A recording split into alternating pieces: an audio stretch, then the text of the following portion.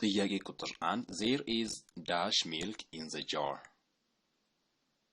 ጣሳ ውስጥ dash milk አለ a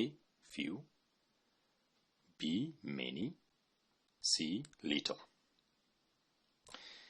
የነዚህን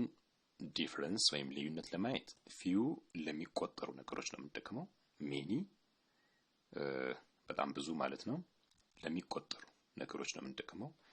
few ግን ያው ለሚቆጠሩ ነገሮች ሆኖ የተወሰነ ያክል ማለት ነው ትንሽ ቁጥር ያላቸው ማለት ነው little ግን ለማይቆጠሩ ነገሮች ማለት እንደ ውሃ ስኳር የማሰሩት በቁጥር 1 2 ብለን ማንገዛቸው ነገሮች ማይቆጠሩ እንላቸዋለን ለዛ እንጠቀምበታለን ትንሽ ወይም ጥቂት እንደማለት ነው ስለዚህ there is dash milk in the jar milk ወተት አይቆጠርም ስለዚህ መልሱ little ይሆናል ማለት ነው the best answer is c little milk in the jar ሁለተኛው ጥያቄ we have dash oranges a few b much c little እዚህ ጋር much ለማይቆጠሩ ነገሮች ነው የምንጠቀምበት ስለዚህ እዚህ ጋር ያለን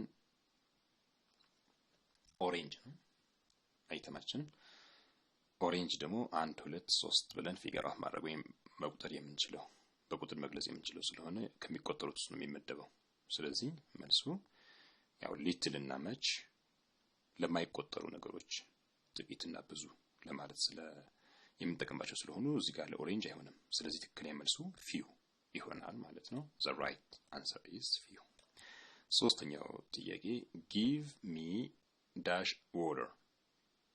a few b many c some እዚህ ጋር water አይቆጠርም ውሃ አይቆጠርም ስለዚህ እዚህ ጋር